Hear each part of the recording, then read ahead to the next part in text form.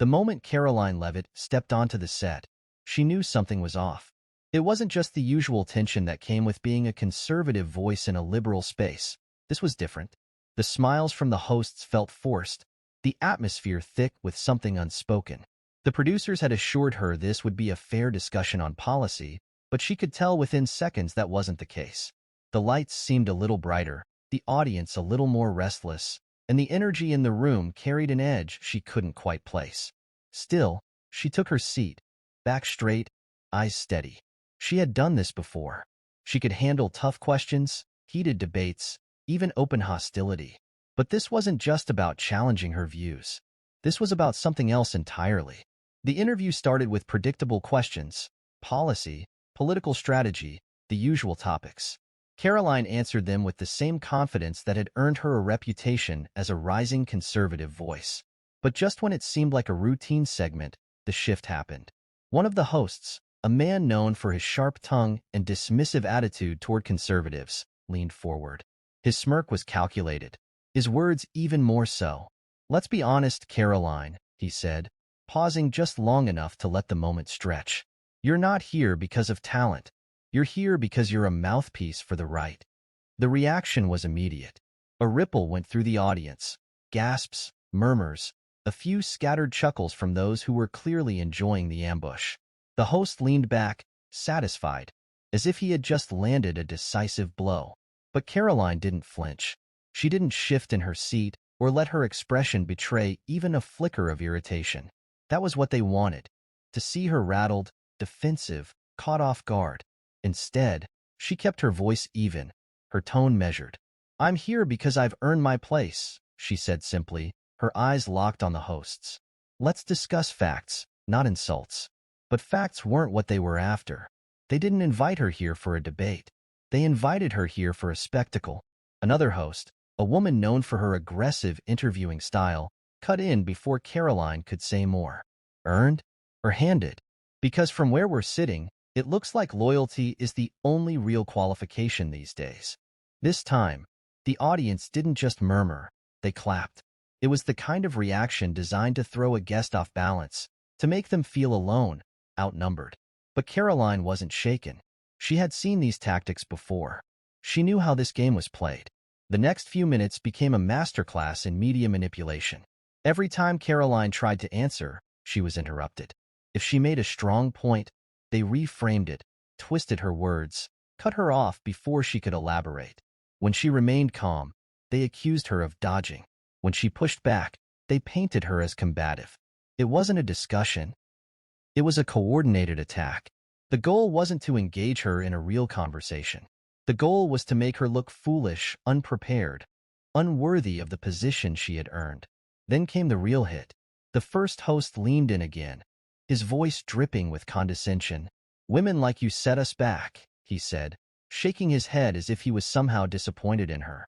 "You're a pawn, and deep down, you know it." The audience fell silent. Even those who had laughed before hesitated. There was something about the way he said it, so dismissive, so absolute, that made it feel like more than just a jab.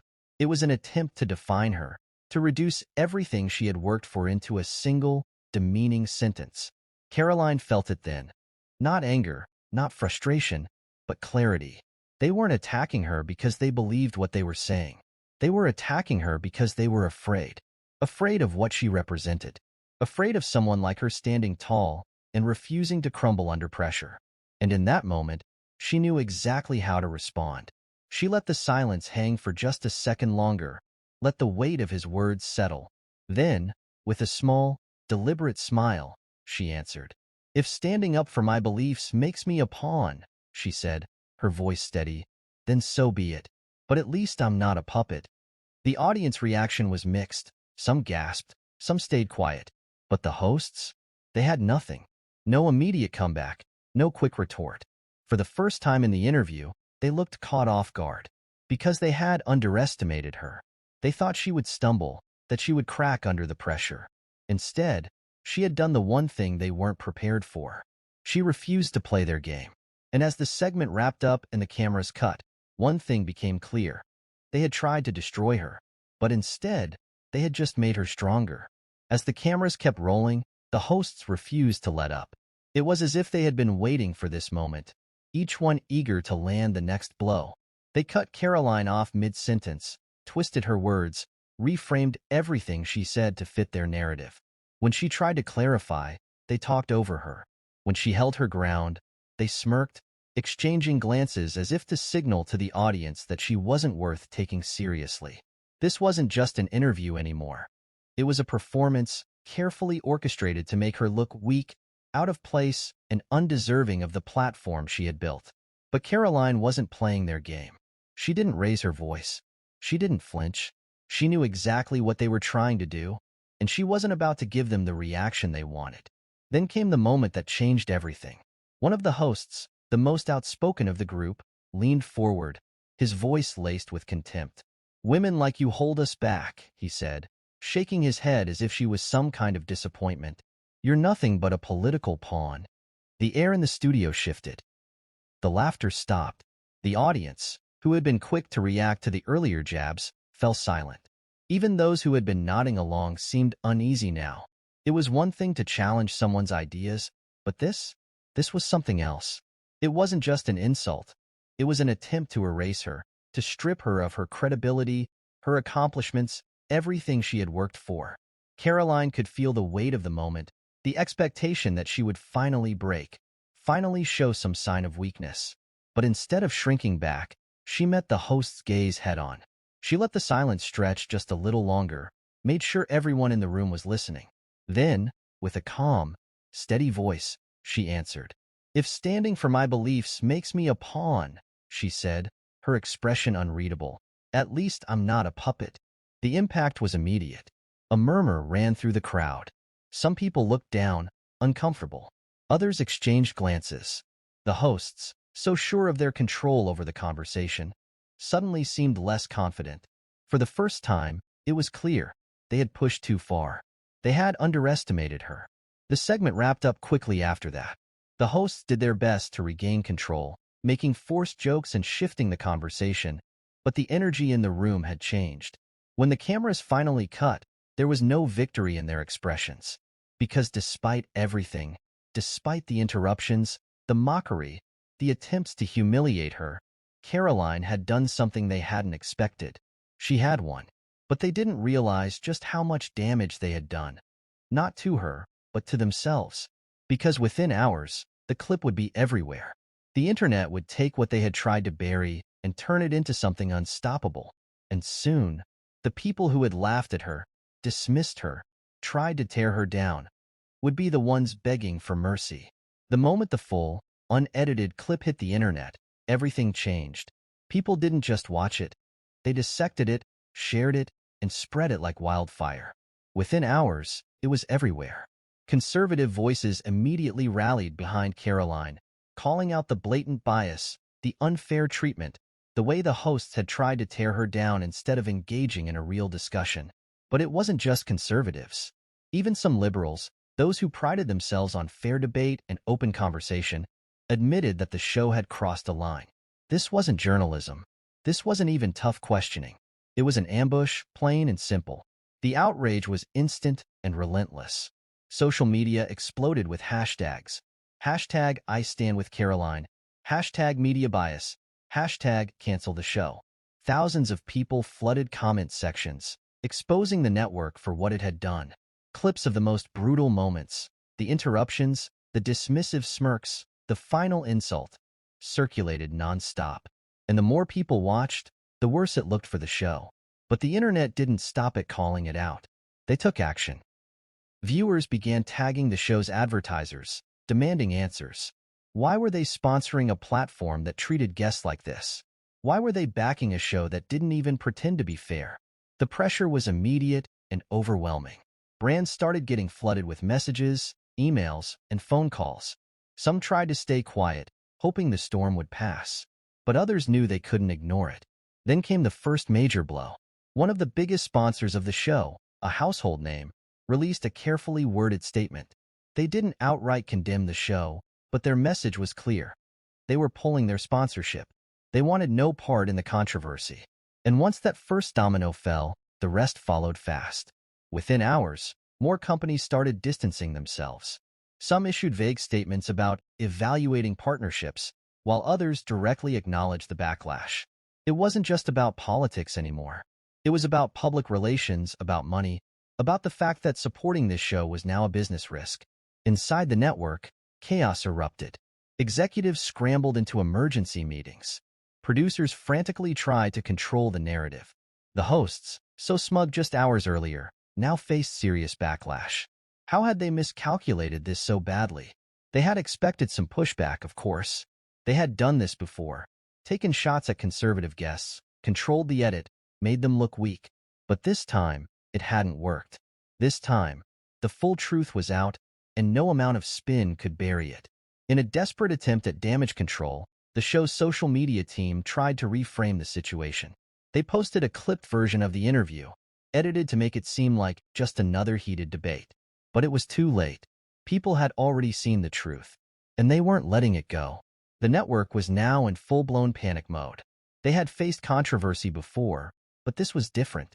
This wasn't just about one interview gone wrong. This was about their credibility, their reputation, their future.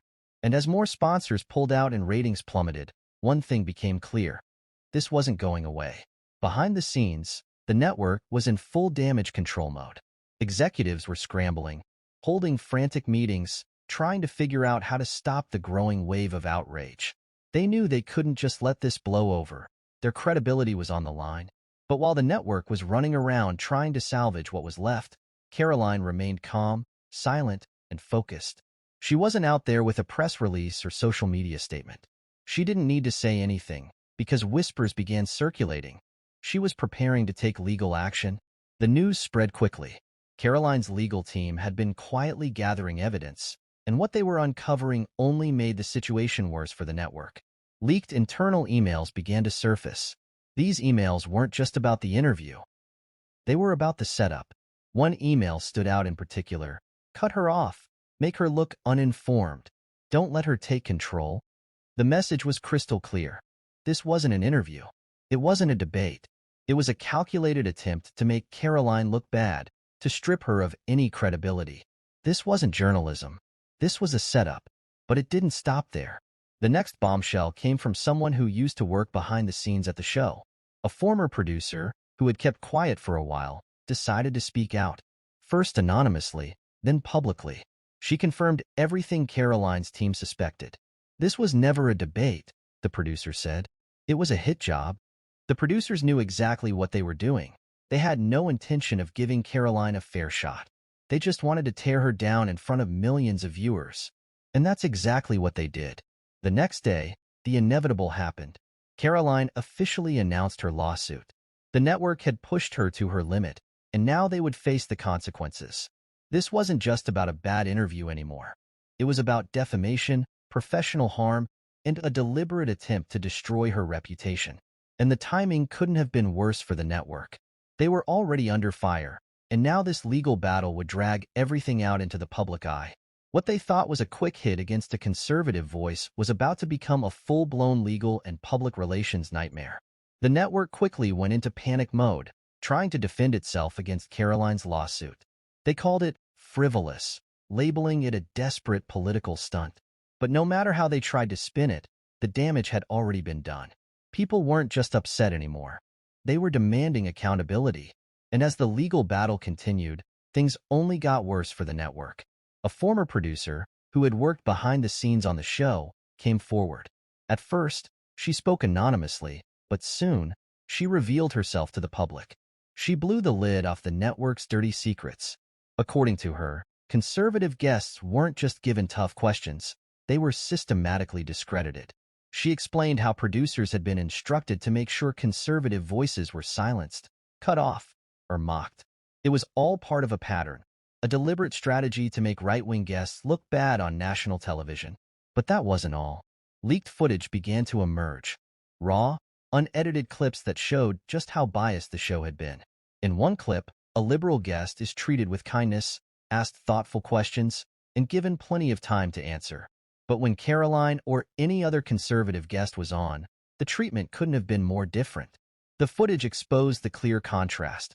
Liberal guests received soft questions and respect, while conservatives were ambushed with interruptions, sarcasm, and hostile questioning. The evidence was undeniable. As this evidence flooded the internet, more sponsors pulled out, unwilling to be associated with a show that had become a symbol of media manipulation. The network's credibility began to bleed out, and with it, their viewership. Ratings plummeted. Advertisers were running for the hills, and the network couldn't do anything to stop the freefall. Every day, more people were speaking out, more employees were leaking information, and the public was demanding justice. The network's refusal to admit any wrongdoing only made things worse. The more they tried to deny, the clearer it became that they had been caught in a lie. And as the pressure mounted, it was obvious that they had underestimated the fallout from their actions. The lawsuit wasn't just about Karoline anymore. It had become a case study in media bias, and the network was the guilty party. The trial began with the eyes of the entire country on it.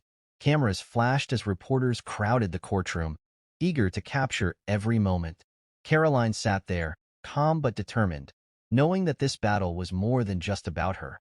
It was about shining a light on media manipulation that had gone unchecked for far too long. Her attorneys wasted no time in presenting the evidence. They laid out email after email, memo after memo, showing how the network had orchestrated attacks on conservative voices. It wasn't just about heated debate. It was about control, humiliation, and the deliberate destruction of reputations. The most damning piece of evidence was a leaked document that sent shockwaves through the courtroom. It contained explicit instructions to producers: ensure conservative guests never leave looking strong. The jury listened intently, their eyes glued to the evidence as it was presented. The testimony from the former producer who had come forward only made the case stronger. She explained how producers were trained to push conservative guests into uncomfortable positions, cutting them off mid-sentence and mocking them when they dared to stand their ground.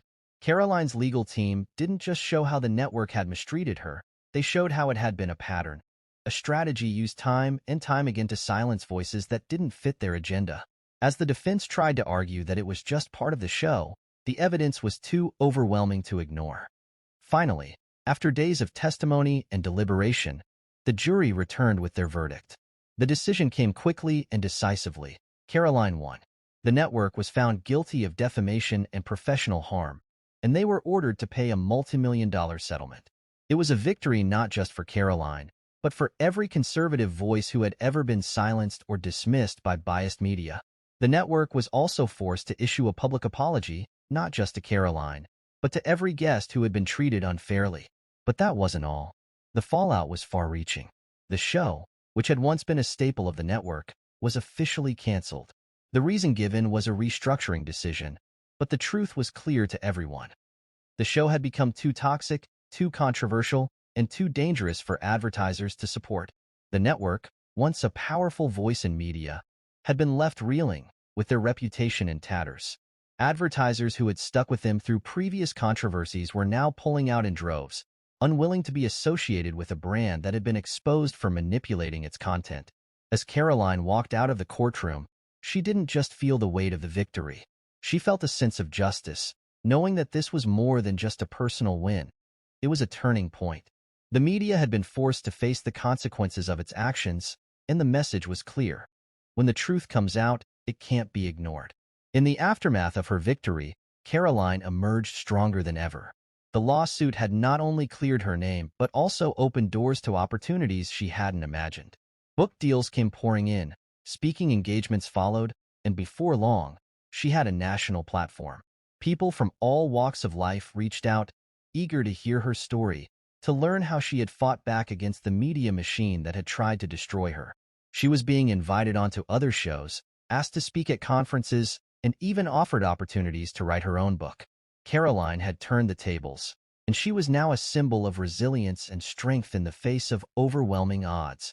But despite the attention, despite the offers, Karoline didn't let herself get lost in the success.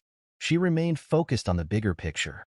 Her message had never been about revenge or proving others wrong. It was about standing up for what's right and pushing back against a media system that had long manipulated its audience. With a calm demeanor, she addressed her newfound platform, sending out a powerful message to everyone listening. "It's not about silencing opinions," she said. "It's about accountability. The media isn't supposed to manufacture reality. It's supposed to report it. Her words were simple but profound, reminding everyone that truth and integrity should always come first, especially in the media. Karoline's victory had sparked a broader conversation, one that was still unfolding. She knew that the fight wasn't over, and neither was the conversation. She wasn't just speaking for herself. She was speaking for every voice that had been misrepresented or silenced by biased reporting. The conversation isn't over, she urged her audience. If you believe in truth, share this story. Let people know that media manipulation will no longer go unnoticed. The video ended with a call to action, urging viewers to be part of the change, to stand up for truth and accountability, and to make sure their voices were heard. In a world where the line between news and entertainment had become increasingly blurred, Karoline's stand had ignited a spark, a reminder that the public deserved more than sensationalism and spin. It was a call to reclaim journalism for what it was meant to be, a means to inform, not to manipulate. And as the video faded to black, her message remained clear. Truth would always prevail, and those who tried to twist it would be held accountable. If this story made you think, share it. The conversation about media bias and accountability isn't over. Make sure your voice is heard. Subscribe for more stories that challenge the narrative, because the truth, it always comes out.